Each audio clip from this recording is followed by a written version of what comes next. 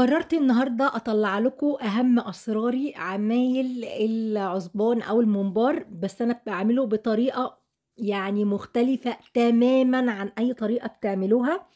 وكمان طاجن الكوارع المخلية اللي استحالة استحالة تكونوا شفتوا حد بيعمله أو كلتوه في مكان.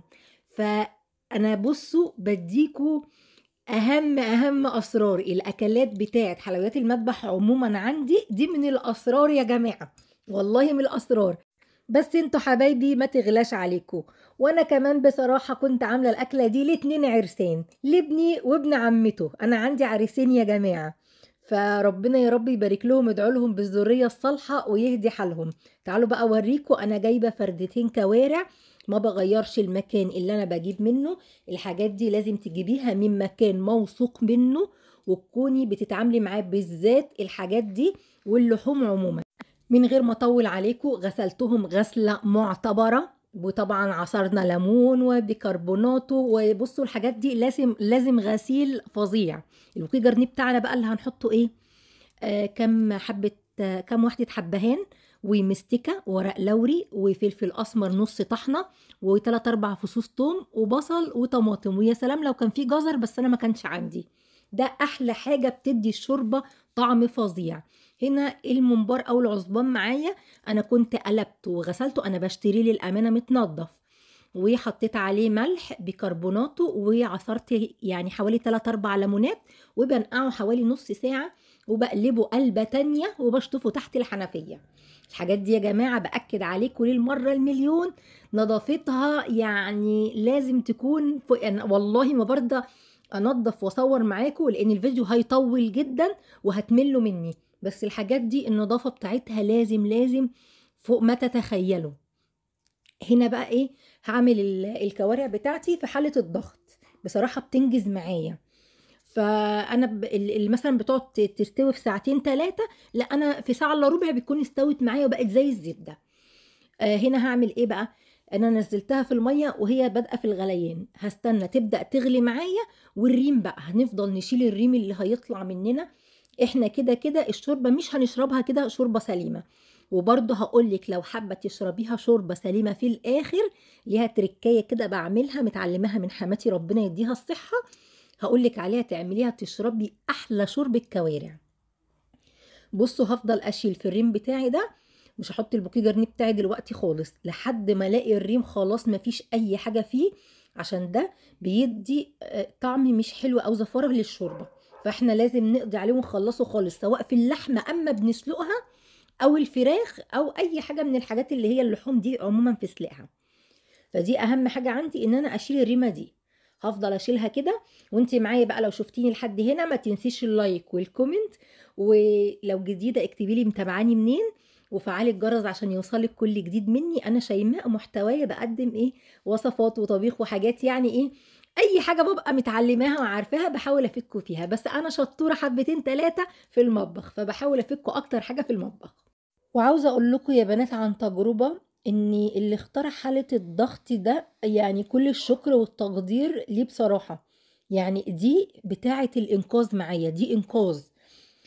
بصوا هنا شلت بقى الريم ونزلت البوكيه جرنيه بتاعي، وهغطيها وهسيبها مع حالها على نار متوسطة، انا ما بعليش النار عليها على الاخر، مع نفسها بقى هتعيش. وهنعمل ايه بقى؟ تعالوا اوريكم الخلطة الجهنمية بتاعتي، بتاعت ايه؟ بتاعت الممبار. معانا هنا 3 بصلات حلوين متقطعين، ويستحسن زي ما انا حاطه كده بصل احمر عشان بيبقى مسكر قوي قوي قوي في الممبار. اسمعوا اللي انا بقول لكم عليه وما تستغربوش اللي هيتحط، وجربوا لو في نص كيلو، وتدعوا لي دعوة حلوة من القلب امنتكم. بصوا بقى، هنحط حوالي 5 6 7 قرون فلفل. حباه سبايسي تمام، مش حباه حطي الرومي العادي. الفلفل بيودي الطعم في حتة تانية خالص. ودول حزمتين صغيرين نعناع، وما تستغربيش، حطي الفلفل وحطي النعناع.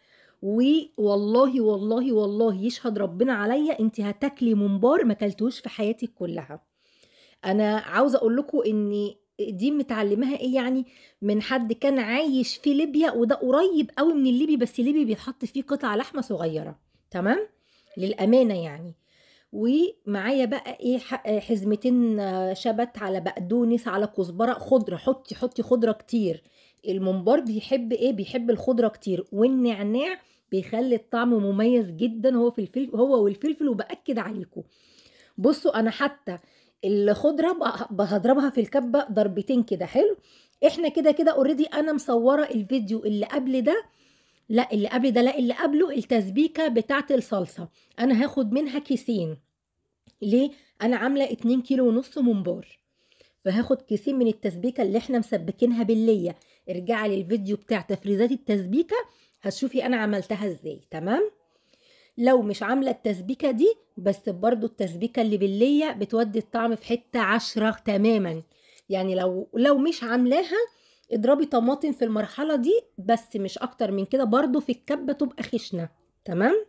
لكن ارجعي للتسبيكه اللي انا عاملاها بالليه هتاكلي صدقيني ممبار خيالي. هنا الخلطه بتاعتي اهي اهم كيسين من التسبيكه هنزل بيهم. وللعلم انا التسبيكه بتاعتي ما حطيتلهاش اي حياء، ما حطيتلهاش لا فلفل اسمر ولا توابل محشي ولا اي حاجه. انا شايلاها من غير ما احط لها حاجه. بس برضو هوريكم السر انا بحط لها ايه. بيتحط لها برضو حاجه بتخلي طعمها قمر. هتشوفوا دلوقتي واحده واحده معايا كده. بس امنتكم امانه لوجه الله، اما تجربوه تدعوا لي دعوه حلوه وتكتبوا لي في الكومنتات ان انتوا جربتوه. بصوا بقى يا حلوين السر بتاعي.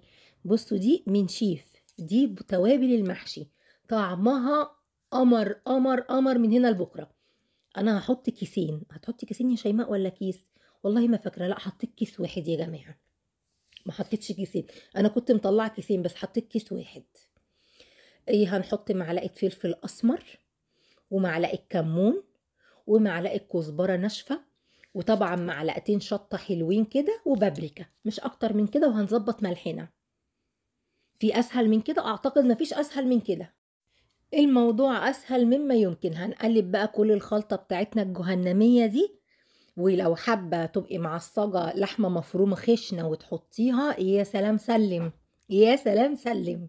تمام؟ بس انا بعملها بالشكل اللي انتوا شايفينه ده. وهنظبط الملح بتاعنا بس كده. وهننزل بالرز. الرز هتقولي لي يا شيماء مش غاسله رزك؟ والله يا حلوين الرز انا اللي بشتريه مكتوب عليه مغسول، مكتوب على الكيس. اقلبي الكيس من ظهره كده بالرز الساعه او الضحى هتلاقي مكتوب عليه مغسول. فانا بحط ايه الرز كده على طول معايا. بصوا بقى يا حلوين انا حطيت قد ايه رز للكميه دي. حطيت كيلو وربع رز.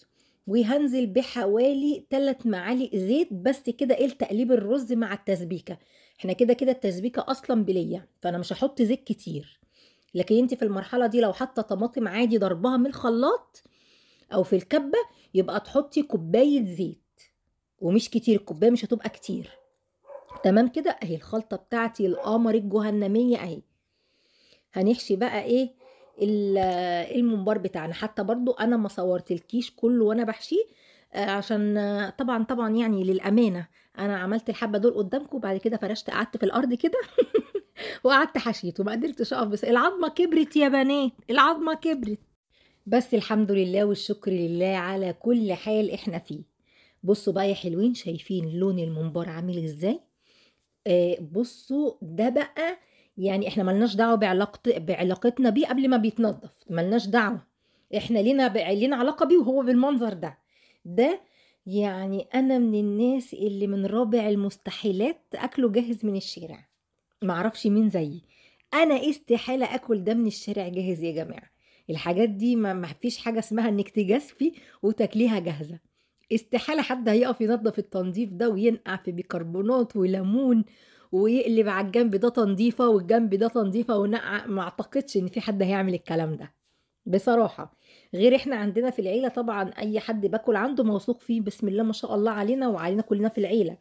انا عندي بسم الله ما شاء الله اللهم بارك على حماتي وعلى اخت جوزي وليا في سلايفي وعند ماما. احنا عندنا تنظيف الخضار والحاجه بتاعتنا. انا مش قادره اقول لكم احنا موسوسين قوي في الموضوع ده، في موضوع تنظيف الاكل ده عموما. فكلنا عشان بنقف مع بعض في المطابخ كلنا عارفين احنا بنعمل ايه. وكلنا اعتقد نظامنا كله شبه بعضه. فاللي هو إيه بقى، مطمئنة قلبي، كلته عند حماتي، عند أخت جوزي، عند مامتي، عند سلفتي، كلنا في قلب بعضينا كده عيلة وعارفين إحنا بنعمل إيه وبناكل إيه. لكن أكله في محل، لا لا لا لا لا، من رابع المستحيلات، من رابع المستحيلات. مين بقى قال لي نفسي فيه؟ منار وخالد قالوا لي يا ماما احنا نفسنا قوي قوي في أكلة ممبار وكوارع. أنا الكوارع بتاعتي هما بيحبوها في طاجن، أنا بعملها في طاجن بصلصة. مش عندنا يعني بنحبها المسلوقة قوي، نادرا ما بناكلها مسلوقة في فتة، يعني نادرا. لكن مع ورق، مع طاجن ورق عنب، مع زي ما بقول لكم، مع اللي احنا بنعمله طاجن الطماطم ده. غير كده لا. هنا غالية مية في حالتي الأثرية الجميلة اللي أنا بحبها، دي اللي زي ما قلت لكم حالة الأزمات والحاجات اللي حجمها كتير. هحط مش أكتر من فلفل أسمر وشوية ملح، بس مش أكتر من كده. ما بحطش للمرقة الشوربة بتاعت السليق الممبار أي حاجة، ولا بقى بعمل زي الناس اللي بتربطه من هنا ومن هنا، ولا الكلام ده خالص. هو مع نفسه كده بتلاقيه برمه قفل من ناحيتين، بينزل شوية رز نوعا ما. عاوزة اقول لكم بقى، خالتي رحمة الله عليها، الله يرحمها ويحسن اليها يا رب، ادعوا لها بالرحمة. كانت بتعمل الرز ومية السليق دي، كانت بتعمل شوية كشك. انا لازم في مرة اعمله لكم. كانت بتعمل من سليق مية شوربة سليق الممبار ورزها حبة كشك عالميين. ان شاء الله ان شاء الله في مرة هعملهم لكم. وادعوا لخالتي نور بالرحمة، الله يرحمها ويحسن اليها. بتسوي الممبار بقى يا شيماء في وقت قد ايه؟ انت بتحطيه في الحلة وتبصي تظبطي التايمر عندك، او تبصي في الساعة بتاعتك ساعة الا ربع. بس تكوني متأكدة ان الممبار ده اللي هي اعزكم الله العجول اللي هي الصغيرة، مش اللي هي العواجيز ولا الكبيرة، تمام؟ انا بقولت له زي ما اكدت عليكم، انا عارفة انا بجيب حاجتي منين. ساعة الا ربع بالدقيقة. وبعد كده بطلعه، صدقوني من غير ما ادوقه انا عارفه انا يعني. خلاص انا بقول لكم عشرة 17 ولا 16 سنه فعارفه انا حاجتي بتستوي ازاي وبتتعمل ازاي. دي للامانه حاجتي دي. انا في واحده من عند بيتي القديم، هي اللي بتجيب لي الحاجه دي. يعني انا بثق فيها قوي، هي بتجيبها تنظفها ليها زباينها بس. بتجيب حاجتها وتنظفها وبتبيعها لنا كلها متنظفه. ويعني ممكن يعني عشان للأمانة الحاجة تكون حرقة وغالية شوية عن بره، بس انت بتشتري حاجة مضمونة 100%. ما بتجازفيش فيها بقى ان انت بتدفعي فلوس يا تطلع حلوة يا تطلع وحشة. فلا. انا بصراحة بتصل بيها، يا ام علاء عاوزة واحد اتنين تلاتة، قال تجيلي لحد البيت وتحطهولي في السبت وعارفة حاجتي انا باخدها ايه، وهي عارفة طلبي. يعني هي عارفة انا باخد ايه وعارفة طلبي للأمانة. فانا ما بغيرهاش. هنا بقى بصوا، ساعة إلا 10 دقايق حاجة زي كده، لقيته اللحم فك من العظم. الكوارع بقت ايه، عارفين الزبدة؟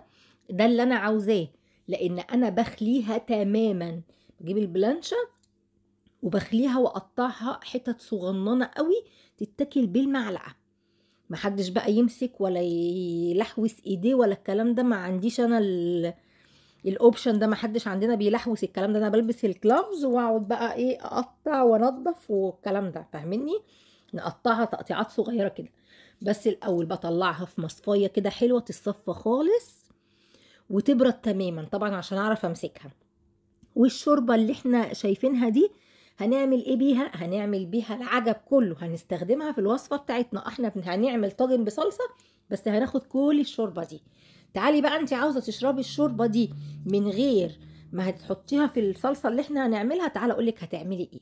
زي الشطوره كده، هتجيبي فصين توم صغيرين تدقيهم، وبنقطتين زيت، معلقه زيت واحده، تقليهم زي تقليه الملوخيه بالظبط.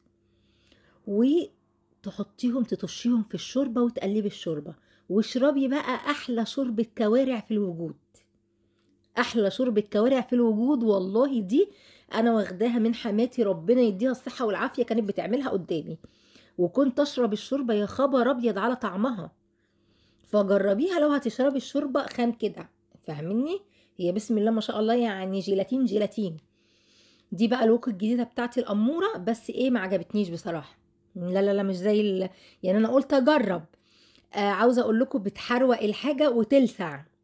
يعني ما بصوا عملت ازاي في السمنة اول ما حطيتها، لسعت في السمنة وعملت حاجات كده ايه اللي هي زي التفل بتاع المرتة. نزلت بايه بقى، حطيت معلقة سمنة بلدي وحطيت قد راس توم مفرومة، وما تقولوش كتير، ده مش كتير، تمام، قد راس توم مفرومة. لو انت ما عندكيش التوم المفروم، راس توم تدقيها كاملة، حلو كده. هنديها تشويحة كده لحد لونها ما يبقى جولد. انا ايه، مش ضاربة طماطم، انا عندي الطماطم اللي انا مفرزاها، الكياس اللي هي الطماطم العادية اللي انا مفرزاها، مش متسبكة، طماطم عادية. هنزل بكيس، هاخد كيس. ليه كيس يا شيماء؟ انت عاملة 2 كيلو كوارع، المفروض كتير، عاملة طاجنين. انا باخد الشوربة احطها مع الطماطم، علشان الفايدة كلها بتاعت الكوارع نزلت في الشوربة، انا عاوزة الفايدة. فهاخد ايه، هاخد الشوربة، بس طبعا بعد ما اصفيها. الشوربة طبعا هنصفيها من الحاجات اللي فيها كلها اللي احنا حطيناها، سواء حبهان سواء بصل طماطم كل الكلام ده، ورق لوري، فهنصفيها. هنا بقى خلاص التومة كانت بدأت معايا يبقى لونها جولد، هنزل بايه، بالطماطم بتاعتي على طول.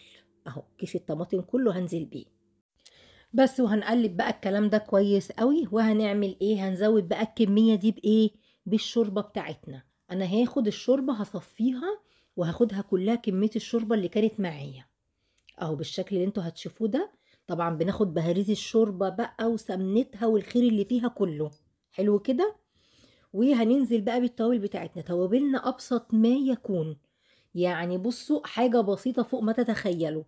هنحط معلقة حلوة مليانة كده فلفل أسمر، ومعلقة توابل لحمة أو السبع بهارات، يا ده يا ده، واختياري بس بتودي الطعم في حتة تانية، مكعب ماجي اللي هي بتاعت اللحمة أو المرقة الفورية بتاعت اللحمة، برضو أنا حطيت معلقة منها. وفي مكون برضو تاني، برضو بقى ايه ده بيخلي الطاجن بقى ايه حاجة كده مميزة، ده هقولك لو مش حابة تحطيه ايه البديل اللي تحطي ليه. هنحط ايه، هنحط بلحتين جوز الطيب لكل كيلو بلحية، تمام. مش حابة تحطيهم، تحطي معلقة كبابة صيني، تمام. ما حطيتيش جوز الطيب هتحطي كبابة صيني، حلو كده. وهنسيبها بقى تتسبك تسبيكة حلوة. وأول ما تبدأ في إنها تتسبك، أحسها خلاص بتتسبك، هقوم نازلة بإيه، بالكوارع بتاعتي اللي أنا خليتها. طبعا أنا ما صورتلكوش وأنا بخلي الكوارع علشان إيه الفيديو ما يطولش عليكم، بس هوريكم شكلها وهي مخلية، تمام. هنا خلاص بقى بدأت إيه تخش معايا في تسبيك، أنا كده مشغلة الفرن. دي معلقة هريسة شطة على فكرة يا جماعة، عشان أنا بحب الأكل سبايسي، بس لو مش حابينها استبعدوها. اهو بصوا القمر معايا مخلي، بصوا عملتها ازاي، كلها حتت صغيرة كده، وعلى الاكل اللي يمسك بمعلقة وياكل. هنزل بيها بقى، وهخليها بقى ايه تغلي كام غلوة كده مع الصلصة، تشرب منها. وتعالوا بقى اوريكم احنا هنعمل ايه تاني. انا اوريدي مشغلة فرن البوتاجاز، عاوزاه يبقى سخن قوي، علشان اما ادخل الطواجن معايا، الطواجن اللي انا هسوي فيها هوريها لكم. الطواجن انا عامله طواجن مخصصه كده، وهقول لكم اسمها ايه وعاملاها ايه، وما تستغربوش من شكلها. دي بيدفع لها فلوس عشان تبقى كده والله يا ولاد. فلازم البوتاجاز يبقى بنزل الصاج لتحت خالص، وعاوزاه يبقى الفرن سخن جدا. الطاجن ده اما بدخله الفرن واسوي فيه، اما بطلعه حتى في الساعة اللي احنا فيها دي، ممكن يفضل نص ساعة حرفيا بيغلي، نص ساعة الاكل يفضل سخن فيه وبيغلي. هتشوفوا ازاي وهفهمكم، وهتعرفوا الطاجن ده هقول لكم برضو نوعه ايه. مبدئيا ده شكل الطاجن، الطاجن انا شارياه شكله كده يا حلوين، وما بنغسله ما بنقعدش نحك في الكلام ده وندعك فيه، لا خالص. ومش هو مش متوسخ، هو شكله كده، هو متفحم. ده اسمه الهمر، الطاجن الهمر. الهمر ده صعيدي يا جماعة، بيتعملوا في الصعيد. بياخدوا طبعا طبقة سمنة بلدي معينة وعسل وحركات كده، هم عارفينها بصراحة، انا مش قوي فيها. بس دي بتدي طعم حلو قوي قوي للطواجن. مبدئيا اي طاجن يتعمل فيها، سبحان الله بتلاقي الطعم مختلف تماما تماما. بتحافظ على درجة حرارة سخونية الحاجة حتى في عز السقعة، تقعد الحاجة نص ساعة تبقبق فيها كده وتغلي حرفيا. فعاوزة اقول لكم دي من الطواجن اللي لو لقيتوها اشتروها من غير ما تترددوا، من غير ما تترددوا، يعني هم غاليين شوية بس تمنهم فيهم بأمانة. كفاية شوية الأكل اللي بتاكلوهم فيها. هنا بقى هنقلي ايه العصبان بتاعتنا او الممبار. حطيت شوية زيت في قلب الوك بتاعتي، وهبدأ اقليه بقى وبصفيه على المصفاية دي اهو بالشكل اللي انتوا شايفينه ده. انا عاوزة اقول لكم ده احلى ممبار ممكن تاكليه او عصبان في الدنيا. وزي ما بقولك يا خبر ابيض يا خبر ابيض لو فرمتي لحمة خشنة، لا يعني قلت للجزار افرمها لي وش واحد خشن، واديتيها تعصيجة كده تشويحة بس من غير اي بصلة ولا اي حاجة، وحطيتيها كمان في الحشوة على التسبيكة في الحشوة برضو بتخلي الطعم خيالي. بس صدقيني صدقيني انا عندي يعني هما مرضين بيه من غير لحمة يعني. بس انا بقولك يعني لو حابة تدلعي الدلع يعني زي ما بيقولوا، بس بالشكل اللي انا قايله لك عليه ده والطريقه اللي انا قايله لك عليها دي، يعني مش عارفه اقول لك ايه. والله انا والله ما بشكر في نفسي، بس انا بقول لك للامانه تخشي في الكومنتات لو جربتيه بطريقتي وتقولي لي، وربنا يحسن ما بين ايديكم. بصوا بقى يا حلوين، انا بحب احمره لونه فاتح كده. في ناس بتغمقه بس انا مش بيبقى لطيف معايا بصراحه، ومش احسن حاجه ان هو يتحمر لدرجه انه يغمق. يعني في ناس بتغمقه عن كده، دي اذواق بقى بصراحه. انا بحبه يعني باللون اللي انتوا شايفينه ده. وبرضو الحشو زي ما اوريك وانا بحشيه انا بحبه مهوي، يعني مش بحبه الصباع تخين وكبير كده قوي، لا. هنا بقى ايه، حبيت اقدمه بقى كده. حطيت كيسين شيبسي بقى وعملت زي ما انتم ما شايفين. طبعا ده اساسي شويه السلطه البلدي بسلطه بلدي. يعني ايه يا شيماء؟ يعني احنا بنقطعها قطع كبيره وما فيهاش خضره. نقطع البصل الاحمر، بصل احمر للسلطه، وطماطم كله بيتقطع كبير، والفلفل والخيار بقشره زي ما قلت لكم. انا مأكده عليكم الخيار بنقشره عشان الرش والكلام ده، وبقطعه برضو مكعبات كبيره كده. وهقول لكم الحقيقه بتاع السلطه دي برضو مميز حتى لو حابين تشربوا ميتها، وما تستغربوش من حقيقها اللي انا هقول لكم عليه. انا بحط لها فصين توم مفرومين، وشويه كمون وكزبره ناشفه، وملح وحوالي ربع كوبايه خل، وعصرتين ليمونه. وحقيقي بقى وظبطي ملحك وهتاكلي احلى سلطه بلدي في الدنيا ما تاكلهاش في اي محل بره. وشويه الترش البلدي اللي مهما خللنا في البيت مفيش بعدهم صدقوني. سبحان الله الحاجات دي بتبقى ليها يعني طعم كده ومذاق خاص كده مهما نعمل في البيت. وبكده اكون خلصت الوصفة بتاعتي. اتمنى انها تكون عجبتكم، جربوها وربنا يحسن ما بين ايديكم وشرفتوني.